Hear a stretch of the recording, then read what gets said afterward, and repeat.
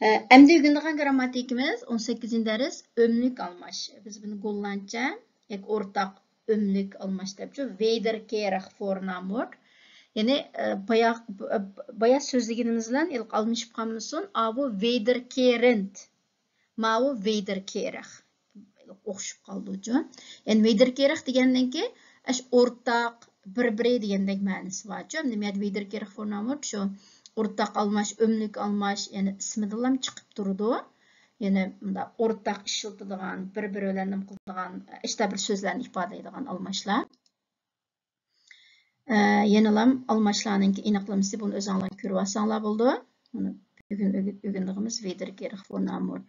Yani ömlük almaş degen ma'lum iş hareketke alaqadar bolgan şeyi, vaqt, belge, san miqdarlarını cemlep körütüş üçün xizmet qiladigan almaş. Golland tilda o'sha 5 talla ömlük almaş var. Pek jiq emas. Şunu bu pek täsin emas. Elkar, elkars, meykar, meykars, elkandır depçi. Menimcha elkar deganni anglab bakkan boluşuňlar mümkin. Eng köp işiltilgani elkar odatda. Ama qolganlari hamda pek köp işletilip ketmeydi. Adatda muş elkarning ma'nosini bilib olsaňlar, iş qilib bu öz ömlük almaş işletiladigan ýerde özüňlarning aýysaňlardan gep ýok çykalaysizlar. Lekin bu başgalarına mı hamda bir kitap okuganda uçurap qalsa düşünüşüňlar üçin bilişiňlar muhim. Hamda biz muşlarning hammasining ma'nosini bir-birlep körüp çykymyz. Bularning hammasining ma'nosi şu özara bir-birimizning degan ma'nosi var. Şu elkar, meykar deganning hammasininki. Elkar bilen elkars. Elkarsning keýiniki es qoşuqluq qarasaňlar, bu ikkisining farqi. Elkar deganni mustaqil işletäleýmiz. Elkarsning keýinidan çoqum bir isim birge keldi. Bu adatda süpet şekilde işletildi. Yani keýinidan çoqum bir, yani bir-birimizning nimesi, bir-birimizning kitabi, bir-birimizning qalami depçi. Çoqum bir isim bir keliş gerek. Lekin elkarning keýinidan unda kemisim boldy, mustaqil kelaläýdi. Bir qancha misallar. Wij zien elkaar straks op het werk. Yani biz sel turup hizmette özara görüşümüz. Yani sel turup hizmette görüşümüz. Johan en Maria houden erg veel van elkaar. Yani Johan bilen Maria bir-birini tolum yaxşı görüdü, bir-birini özara. En we ontmoeten elkaar op het station. Yani biz bir-birimizle poistansda görüşümüz, biz özara poistansda görüşümüz depçi.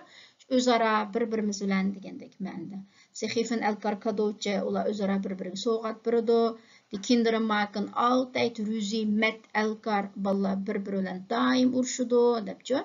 Ma elkars deganning keýinidan çoqum bir isim birikildi dememiz. Mesela misalda wij gebruiken altijd elkars bureau en computer. Yani biz daima bir-birimizning bureau, üstel ve kompüterini elkars bureau, yani bir-birimizning üstel ve kompüterini birge işletimiz dep elkarsning keýinidan çoqum bir isim birikiliş gerek.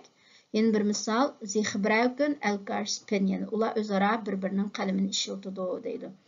Yani şu en köp işletildiğini muş ikisi, elkar bilen elkars. Anda men meykars, elkandır. Şu bunun ma'nosi oxşaşlam özara bir-birine degan gap. Bu adatda bu pek köp işletilmeydi. Şu köprak ig'iz tilda işletildi. Lekin bu pek gayri resmi şekilde bu pek köp işletilip ketmeydigan. Mesela, wij hebben meykar al jaren niet gezien. Bu elkar desek boluyordu. We hebben elkar al jaren niet gezien depçi. Meykar desek boldu. Birbirimiz uzun yıllardan beri köreşmedik. We hebben elkander al gezien.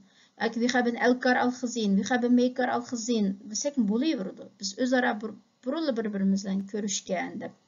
Andama meykarsmı xuda elkarsga oxşaş, yani keýinige es qoşulgan şekli çoqum keýinidan bir isim bir keliş gerek. Mesela sie verzorgen meykars planten, yani ular özara bir-birinin güllerge qarşıdy depçi. Lekin bu köp işletilmeydigan şekli. Şoňa pek tepsilim toxtalyp ketmeymiz, lekin bunun hiç qanday tekstlerde uçurap qap qalsa, muşta bir ortak ömlük almaşdy, ma'nosi özara degan gepdi dep bilip alsaňlar boldy. Yani kısqası ömlük almaş, fakat muş 5 lam almaş en köp işletildiğimiz elkar bilen elkars. Yani elkar, elkars özara bir-birimizning degandek ma'noda. Andan bu el-karış adeti mesela iki adamını mı körsüdü yoki ikkinchi odamlarni mi körsüdü şu? Mesela 4-5 adamlar bo'lib biz o'zaro tanishimiz desimi, yani 4-5imiz hammamiz cho'qim ikki odamni ko'rsatmaydi şu. Agar ikki odamning ismini atab qilgan bo'lsa, u chog'da ikki odamni ko'rsatadi. Masalan, boyaqi misolda Yohan bilan Mariya bir-birini yaxshi ko'rdi deb ikki odamning ismini aytadi. U chog'da ikki odam ekan deb tushunamiz. Shu bugungi o'rtaq almash bu bek ta'sir bo'lmag'achqa umlik almash bugun qo'shiqli so'zlayapti.